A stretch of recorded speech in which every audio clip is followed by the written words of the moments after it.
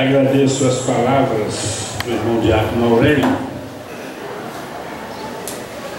Os irmãos deu um desconto na palavra dele, porque a longa amizade talvez o fez de maneira entusiasta falar deste servo. Queridos, é bom estar com os irmãos. O pastor Raimundo Gudiglond já expressou a gratidão da nossa convenção a esta associação, e eu ratifico, dizendo que a participação, a cooperação desta associação é motivo de inspiração para nós.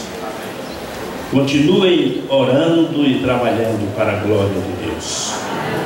É bom nesta manhã contemplar um plenário onde está constituído as diversas faixas etárias, onde temos crianças, adolescentes, jovens, adultos, anciãos. E quero dizer aos queridos irmãos desta manhã que nós temos, como povo de Deus, como Igreja de Jesus Cristo, como crentes, uma grande responsabilidade perante a sociedade cultural, a sociedade política, a sociedade como um todo. A ênfase deste ano da Convenção Batista Brasileira é vida plena e meio ambiente. Restauração do meio ambiente.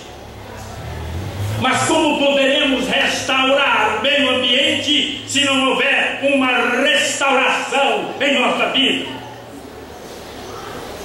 E eu quero nesta manhã desafiar a você, meu irmão, minha irmã, a você, meu colega pastor, a você, meu colega diácono, para que possamos refletir e colocar as nossas vidas diante de Deus, para que neste momento crucial, nesses dias em que vivemos, onde o Evangelho é muitas vezes achincalhado, e o nome de Jesus é usado de maneira imprópria, nós possamos nos colocar na linha de frente para uma restauração do povo de Deus. E eu gostaria que você abrisse nesse momento a sua Bíblia lá no livro do profeta Joel,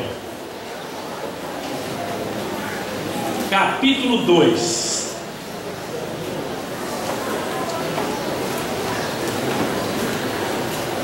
E observem a ênfase deste texto.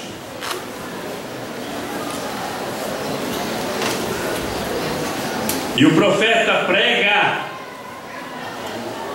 ao povo em nome do Senhor e diz: todavia agora ainda diz o Senhor, convertei-vos a mim de todo o vosso coração, e isso com jejuns e com choro e com pranto, e rasgai o vosso coração e não as vossas vestes, e convertei-vos ao Senhor vosso Deus, porque Ele é misericordioso e compassivo, tardio em irar-se e grande em benignidade, e se arrepende do mal.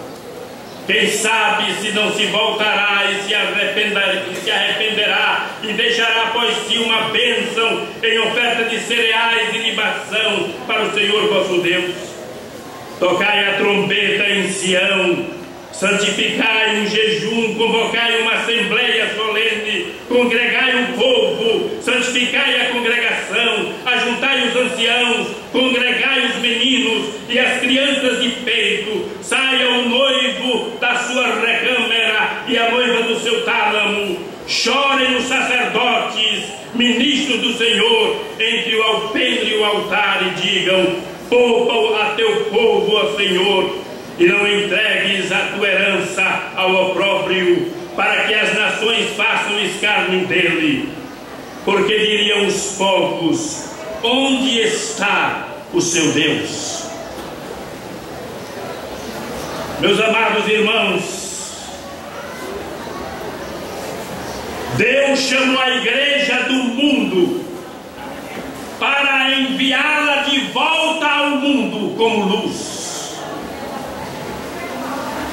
A igreja é tão diferente do mundo como a luz é diferente das trevas. A igreja não foi chamada para ser influenciada pelo mundo. Ela não foi chamada para imitar o mundo. Ela não foi chamada para amar o mundo. Mas, meus queridos, hoje a igreja está exatamente como o povo de Israel nos dias do profeta Joel, imitando a vida do povo ao seu redor. Por isso a igreja muitas vezes, meus amados irmãos, tem perdido o seu poder espiritual. Só vamos influenciar e ganhar o Brasil para Cristo e ganhar a Bahia para Cristo quando formos exatamente diferentes do mundo. No nosso país, nós temos observado que a igreja está crescendo, mas não influenciando. A igreja tem tido extensão, mas não tem tido profundidade. A igreja tem números, mas não santidade. A igreja tem quantidade, mas não qualidade. E, meus queridos irmãos, colegas, pastores, a igreja muitas vezes está se acostumando com o pecado. E o pecado atrai a ira de Deus. O pecado provoca o juízo de Deus. E neste texto nós observamos que o profeta Joel está tocando a trombeta do juízo de Deus. Os gafanhotos, a seca, a fome e os exércitos invasores estão assolando Israel. E nos nossos dias a fome, a miséria, as drogas, a prostituição está assolando o nosso povo.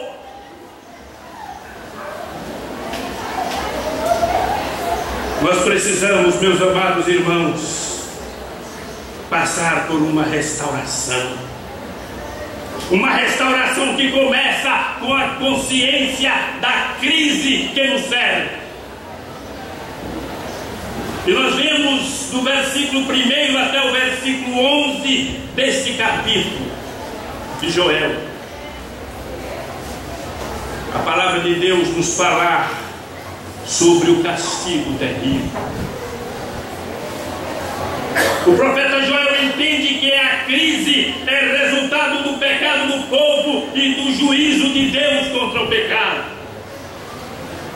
E eu pergunto a você, meu irmão, minha irmã, querido pastor, lá na sua cidade desta associação,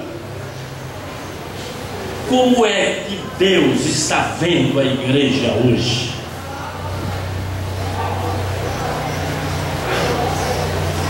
Tem Deus prazer na vida do seu povo ao ver a sua fidelidade? Tem Deus prazer na vida do seu povo ao ver que as coisas do mundo muitas vezes estão nos atraindo mais do que as coisas do céu? Tem Deus prazer na sua igreja ao ver que muitos crentes têm perdido seus absolutos, têm imitado o mundo e vivido apenas um religiosismo sem vida, sem santidade, sem poder? Queridos, Deus não se impressiona com formas. Deus não se impressiona com programas. com ritos, com cerimônias. Ele busca um povo santo, piedoso, fiel. E nós precisamos, meus amados irmãos, passar por um processo de restauração. Porque em muitas de nossas igrejas hoje falta consciência espiritual. Piedade na igreja, mundanidade em casa. Falta fervor espiritual. Nos cansamos rapidamente com as coisas de Deus e nos entusiasmamos com as coisas do mundo. Falta de oração, analfabetismo bíblico. Temos em nossas igrejas, nos dias de hoje, a falta de pureza moral. Crentes que abrigam imoralidade no coração, com pornografia, com namoros impuros, com festas mundanas. Falta de amor nos relacionamentos. Crentes que são insubmissos aos pais, que são insensíveis com o cônjuge, que são frios no trato uns com os outros. Falta de fidelidade na mordomia dos bens. Crentes que amam mais o dinheiro do que a Deus. Sonegam dízimos, ofertas, roubam a Deus, não investem no reino. Mas o profeta, meus amados irmãos, nos mostra que esta restauração passa pela consciência da crise. A igreja hoje está como Ziclague, ferida e saqueada. Qualquer um que entre em algumas de nossas igrejas com palavreado bonito e atraente arrasta um grupo. E as igrejas se dividem.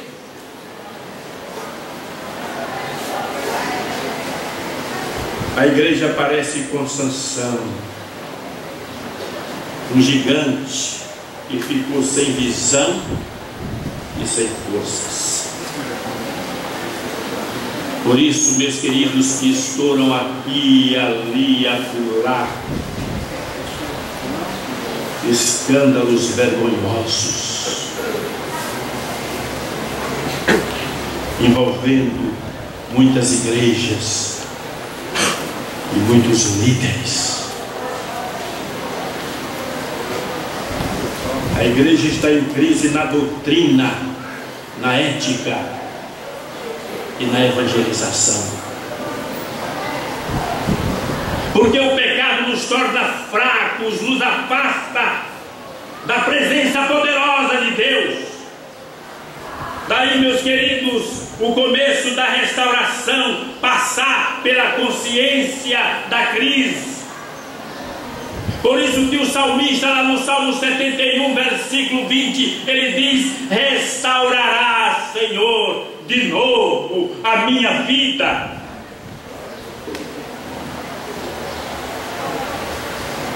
Esta restauração, meus queridos irmãos, precisa vir como resultado de uma volta para Deus. Mas qual é o processo dessa volta para Deus? É uma volta para uma relação pessoal com Deus. Por isso que no versículo 12 a mensagem do profeta ao povo era clara. Deus dizia ao povo: convertei-vos a mim. O caminho da restauração é aberto quando voltamos as costas para o pecado e a nossa face para Deus. Não é apenas um retorno à igreja, à doutrina, a uma vida moral pura, mas uma volta para uma relação pessoal com Deus. O grande problema, meus amados irmãos, é que muitas vezes nós estamos mais apegados com os costumes religiosos do que a comunhão com Deus.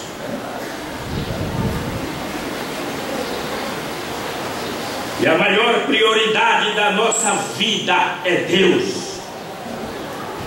Nós fomos criados para glorificarmos a Deus e desfrutarmos da sua intimidade. Hoje nós buscamos as bênçãos de Deus e não Deus das bênçãos.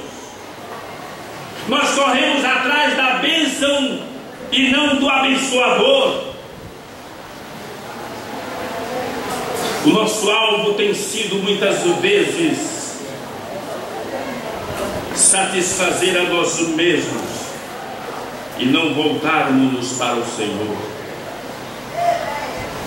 Temos muita religiosidade e muito pouca intimidade com Deus.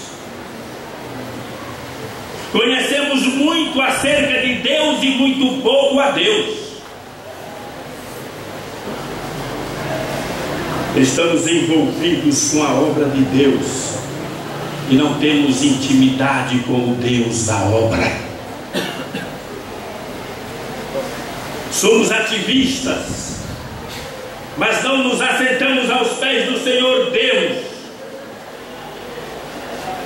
Meus amados irmãos, Deus está mais interessado em nossa relação com Ele do que com o nosso trabalho.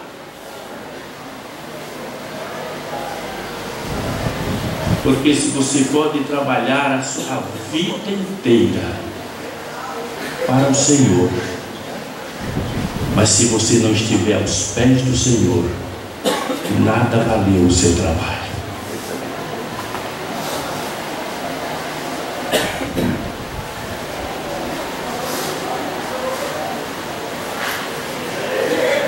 Lembram quando Jesus foi restaurar a Pedro? Ele não deu a Pedro uma lista de coisas para fazer. Ele apenas fez a Pedro uma pergunta e a repetiu 3 vezes. Pedro, tu me amas?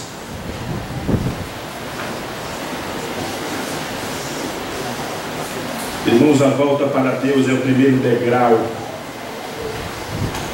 na estrada da restauração.